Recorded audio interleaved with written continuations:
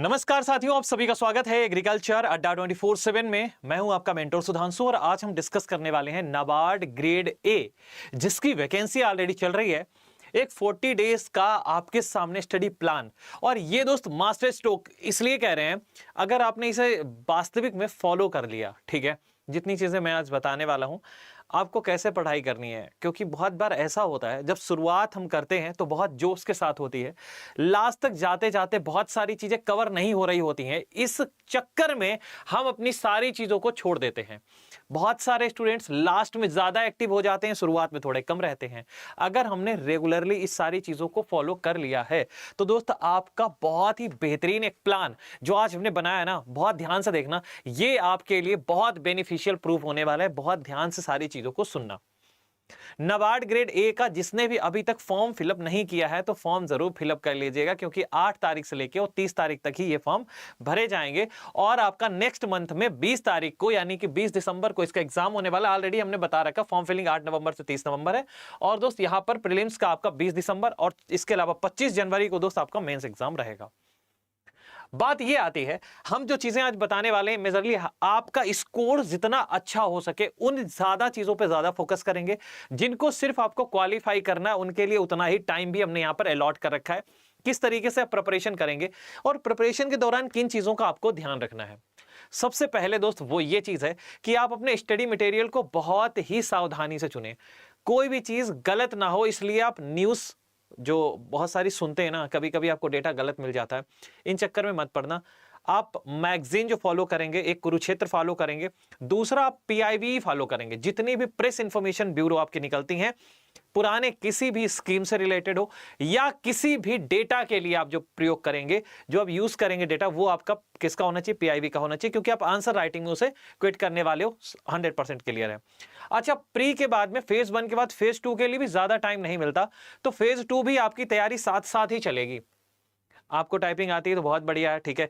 English में आपको हमने ऑलरेडी बता रखा कि क्या क्या चीजें आपको पढ़नी है। यहां पर सबसे इंपॉर्टेंट रहेगा कि आप फेज 2 की थोड़ी सी प्रैक्टिस अभी करते रहेंगे, और ये आपका फेज 1 का भी प्रिपरेशन हो रहा होगा और फेज 2 का भी हो रहा होगा। क्या चीज ऐसी है, थोड़ा बहुत लिखना रहेगा, एक आध आंसर अपनी प्रैक्टिस में डेली रखिएगा, क्योंकि आप तुरंत ही शिफ्ट करेंगे जब मेंस के एग्जाम में, तो आपको बिल्कुल भी दिक्कत नहीं होगी। दोस्तों ध्यान से सुनना। पहले तो मैं बता दूं, फेज 1 में यहां पर अगर आप देखो, प्रीलिम्स में 200 मार्क्स का यहां पर आपका ये रहता है, ठीक है। 2 घंटे का टाइम है, 8 सेक्शन रहते हैं।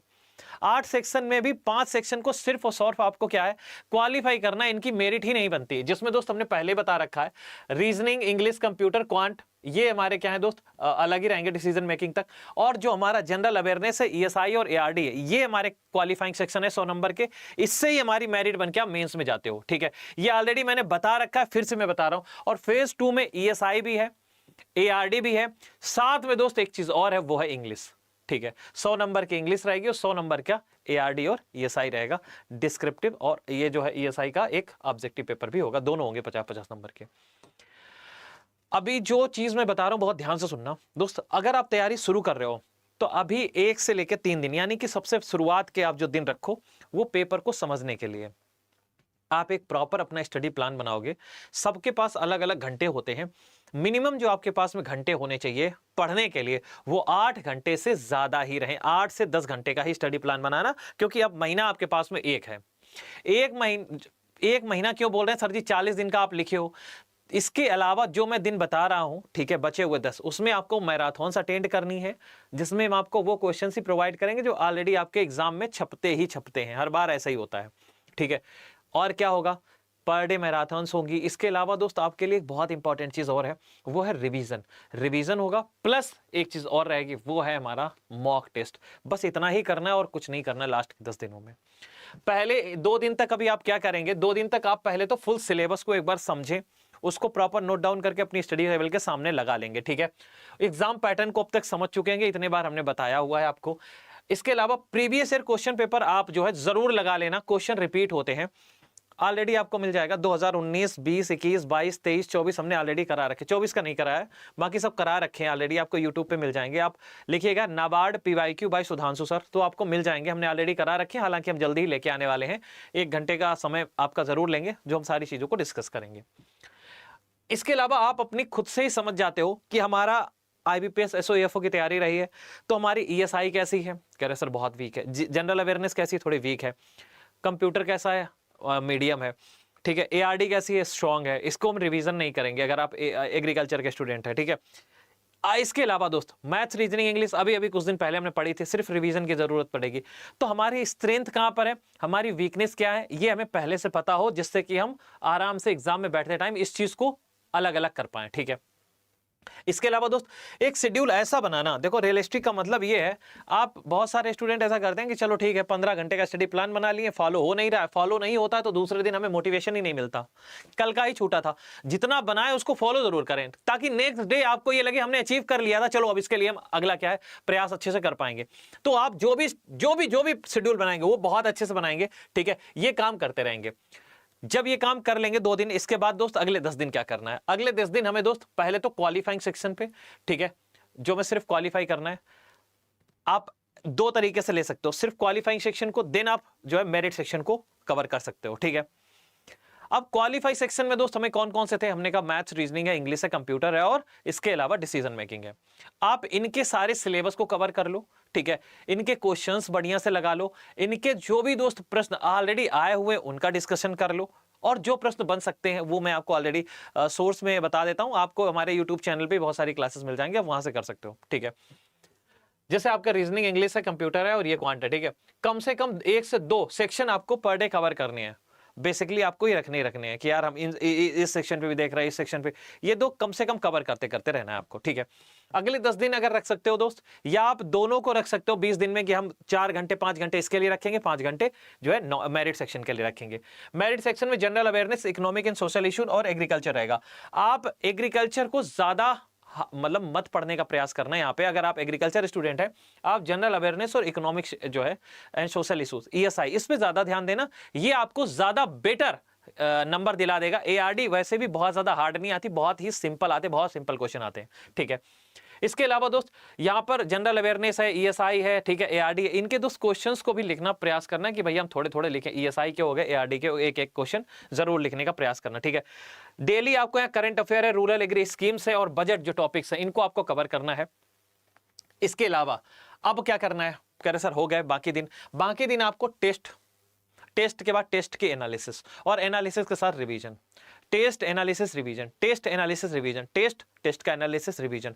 जितने नंबर ऑफ मॉक आप लगा सकते हैं, किसी भी सोर्स से लगा रहे हो, मुझे कोई दिक्कत नहीं है, लेकिन लगाना जरूर। बहुत सारे स्टूडेंट कहते हैं सर जी आपके हमने मॉक लगा लिए, अब तो खत्म हो गया सर, आप क्या करें?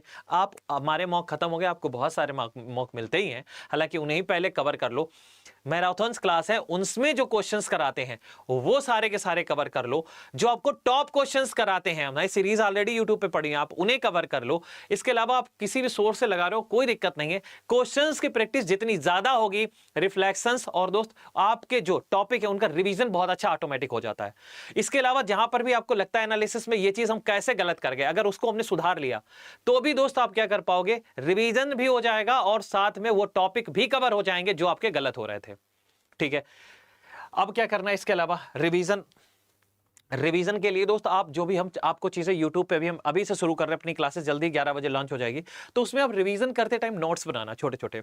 कोई चीज आपको पढ़ते हुए कभी भी अभी आगे वाले आप जो भी 25 दिन 30 दिन पढ़ेंगे, कोई चीज हमारी ऐसी लग रही है कि ये बहुत इंपॉर्टेंट है लेकिन हमें नहीं आती थी, तो उसको पॉइंट बना के लिखेंगे और ये पेज अपने ऐसे नॉर्मल रखो, अपनी टेबल पे सामने रखे रहें। जितने टाइम कुछ भी मन नहीं कर रहा, उन पेज को उठाओ, ऐसे ही से पलट लिए हमने। ठीक है। वो सारे टॉपिक्स या वो सारे पॉइंट्स जो हमें आते नहीं हैं, जिनको हमें बिल्कुल, जिन पे हमें कमांड नहीं है, वो सारे आपके रिवाइज हो जाएंगे। मैथ्स के फार्मूला हो गए या कोई करंट स्कीम हो गई, बहुत सारे एग्जाम आपके जो है, इसके अलावा डेट हो गई। ठीक है। कोई सारे ऐसे छोटे छोटे आपके डेज होते हैं, ठीक है, वो नहीं याद हो रहे थे, वो कर लिए, या कोई ऐसे फैक्ट हैं तो उनको आप जरूर लिख के रखो अपनी टेबल के सामने, जिससे कि आप रिवीजन अच्छा कर पाओ। ये आपको फॉलो करना है। सिंपली आपको कुछ ऐसा भी बनाना है, ठीक है, कि आप चाहो तो हम एक आपको ये प्रॉपर जो बना के दे रहे हैं इसको फॉलो कर सकते हैं। आप जो है कम से कम 45 मिनट दोस्त अपने जनरल अवेयरनेस साथ साथ में करंट अफेयर्स पे दे सकते हैं। जिसमें आप चाहो तो बुक का सहारा ले सकते हो, आप यूट्यूब का सहारा ले सकते हो। स्कीम्स जितनी है आपको यहाँ पर वो कवर करनी है। एग्रीकल्चरल रिलेटेड जो भी आपकी चीजें करंट अफेयर है वो हो गई, और रूरल इकोनॉमी दोस्त हो गए। इनसे दोस्त आपको चीजें कवर करनी है। करंट से सबसे ज्यादा क्वेश्चंस पूछे जाते हैं, तो इसको बिल्कुल भी स्किप मत करना, यहां लिख लेना, वेरी इंपॉर्टेंट, ठीक है। इसके अलावा दोस्त ईएसआई एक मेजर सब्जेक्ट है, 1 घंटा प्रॉपर इसे देना ईएसआई को। यहां पर इकोनॉमिक इश्यूज हैं, सोशल स्ट्रक्चर हो गए, पॉलिसीज हो गई, इनसे देखना दोस्त आप। बेसिक प्रश्न बहुत ज्यादा बनते हैं, बहुत बेसिक। आपको यूट्यूब पे भी क्लासेस मिल जाएंगी। रितिका मैम इसको क्या है आप देख लेना, आप सर्च कर लेना। रितिका मैम एक स्पेशलिस्ट हैं दोस्त ईएसआई की। आप YouTube पे इनसे बेहतर आप किसी भी फैकल्टी को नहीं पाओगे, ये जो है आप जरूर कर लेना, ठीक है, ठीक है। चलो इसके अलावा दोस्त आते हैं आगे। आगे क्या है, आगे दोस्त है एआरडी। एआरडी मतलब एग्रीकल्चर एंड रूरल डेवलपमेंट। ये आपके प्री और मेंस दोनों को कवर कर रहे हैं, तो यहां पर आप 1.5 घंटे का टाइम रखिएगा, ठीक है। अगर आप नॉन एग्री स्टूडेंट है, अगर एग्री स्टूडेंट है तो यहां पर आधे से 1 घंटा भी कर लेते हैं तो बहुत है। जितनी भी स्कीम्स हैं, जितने भी क्रॉप्स है, इरिगेशन है, गवर्नमेंट प्रोग्राम्स हैं, इनसे बहुत प्रश्न बनते हैं। बाकी आप एग्रीकल्चर में ऑलरेडी सिलेबस दे रखा है, उसी से हम पढ़ाएंगे भी, आप पढ़ेंगे भी, ठीक है। यूट्यूब पे भी जल्दी 11 बजे जो क्लास लाएंगे उसमें सारी चीजें कराएंगे। अच्छा अब यहां पर आ जाओ, क्वांट और रीजनिंग कम से कम 1 घंटा देना, ठीक है। और इनकी प्रैक्टिस बेस्ड जितने भी क्वेश्चन सीख रहे हो उनसे प्रैक्टिस आप जरूर करते रहना, क्योंकि उसमें रटने वाला पढ़ने वाला फैक्ट कुछ नहीं होता, सिर्फ प्रैक्टिस ही होती है, मैथ्स में भी और रीजनिंग में भी। तो ये चीजें आपके लिए इंपॉर्टेंट हो गई। इंग्लिश की दोनों प्रैक्टिस करना शुरू करना। क्वांट मैं क्यों कह रहा हूं ऐसा, इंग्लिश 100 नंबर की दोस्त है, जरा ध्यान से देखना। तो 100 नंबर बहुत होते हैं, 250 में 100 का वेटेज इंग्लिश का है। इंग्लिश में आपको लेटर है, आरसी है, और इसके अलावा प्रेसी है, ठीक है। ये सारी चीजें पूछी जाती है, एप्लीकेशंस हैं। तो यहाँ पर 1 घंटा आराम से देना दोस्त, ऑब्जेक्टिव भी और डिस्क्रिप्टिव भी। यहाँ पर ग्रामर है, एसे है, प्रेसी है, ये सारी चीजों को अभी से तैयार करना शुरू कर देना, ठीक है।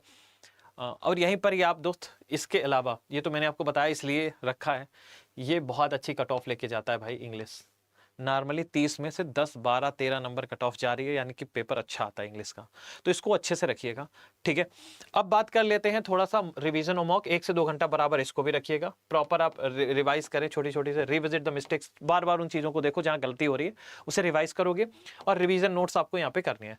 अब कह रहे सर जी आपने जो है कंप्यूटर है, ESI, छोटे छोटे चीज़ों को नहीं रखा है, तो अब जैसे अब यहाँ पर रखे हो ना क्वांट और रीजनिंग को, ऐसे ही दोस्त आप इसे रिप्लेस कर सकते हो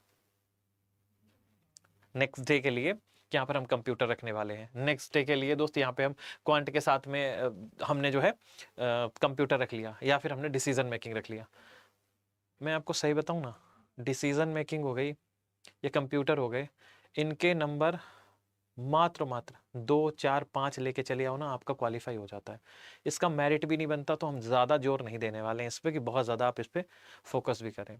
हम चाहते हैं कि आप इनको सिर्फ उतना ही पढ़ें जिनसे इनका काम चल जाए, बिल्कुल ज़्यादा फोकस करने की ज़रूरत नहीं है।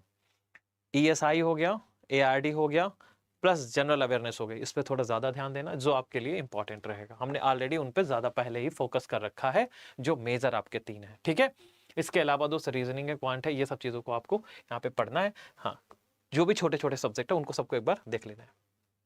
ये दोस्त आपका रहेगा। छोटा सा एक टिप और आपके लिए रहेगा, जितने भी नाबार्ड ग्रेड ए के लिए सीरियस कैंडिडेट हैं, यहाँ पर आपको एक ऐसा स्टडी प्लान बनाना है, ठीक है, जो आपका कम से कम 6 से 8 घंटा मिनिमम आपका रहे, मिनिमम, इससे कम तो रहे ना, ठीक है। और प्लस आपका यहाँ पर एक मॉक टेस्ट इंक्लूडेड रहे, ठीक है। प्लस दोस्त यहाँ पर जो भी चीजें हैं, error log form, mock and revise every 3 days, जो भी चीजें आप कर रहे हो, जैसे आपने कोई क्वेश्चन लगाया और आपको लगा कि ये गलत हो रहा है हमसे बार बार, इस टॉपिक पे बहुत ज्यादा गलतियां हो रही हैं, तो उस टॉपिक को एक बार ना थोड़ा सा ढंग से डीप चले जाओ, चीजों को समझ लो, उससे कोई प्रश्न फिर गलत ना हो। क्योंकि हम चाहते हैं कि आप जो भी चीजें कर रहे हो वो परफेक्ट हो, और परफेक्ट होने के लिए दोस्त एक बार थोड़ा सा क्या करना पड़ता है, रिवीजन अच्छा देना पड़ता है। तो रिवाइज कर लो, उसे रिविजिट कर लो, एक बार फिर दोबारा देख लिया, यार हाँ ये भूल रहे थे, फिर 2-3 दिन बाद देख लिया, आपको ऑटोमेटिक याद रहेगा। यहाँ पर जो भी ऑफिशियल रिपोर्ट्स हैं उनको दोस्त आप PIB समरी से देख लेना, PIB की समरी आपको मिल जाती है, वो आप ARD और ESI का डेटा यहीं से लेना, ठीक है। और ये मैं इसलिए कह रहा हूँ, बहुत सारे बच्चे कहीं से भी रख लेते हैं, ठीक है, बहुत सारे यूट्यूब चैनल, नाम नहीं लूंगा लेकिन आप बहुत अच्छे से जानते होंगे, कुछ भी बता देते हैं। ऐसी कंडीशन में आपका प्रश्न गलत हो जाता है, ठीक है। कितना एलोकेशन हुआ बजट में, अराउंड में इतना हुआ, अराउंड में नहीं पूछ के वहां दोस्त एग्जैक्टली वैल्यू रख दी, तब क्या करोगे? ठीक है, या कौन सी स्कीम किस डेट को रिलीज हुई, डेट एग्जैक्ट चाहिए होती है दोस्त, उसमें सीधे लिखा है 20 सितंबर, 24 सितंबर, 28 सितंबर, अब क्या करोगे?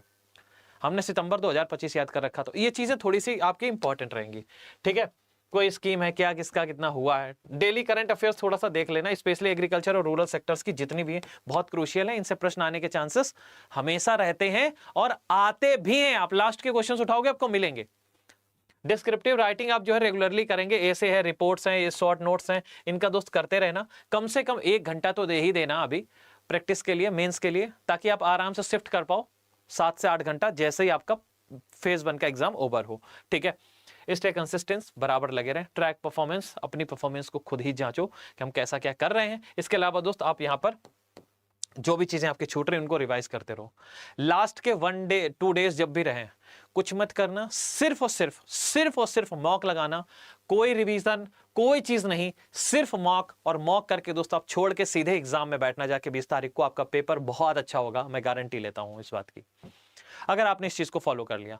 लेकिन स्टडी प्लान आपका 8 से 9 8 घंटे से मिनिमम रखना यार, इससे कम मत करना। मतलब बहुत सारे बच्चे बहुत कम सोचते हैं कि यार हम ज्यादा टाइम अपना जो है अभी उन सब्जेक्ट पे दे दें जो मेंस में है, या ऐसा कर लें कि क्वालिफाइंग सेक्शन के चक्कर में परेशान है, मैथ्स रीजनिंग के चक्कर में ही बहुत परेशान है।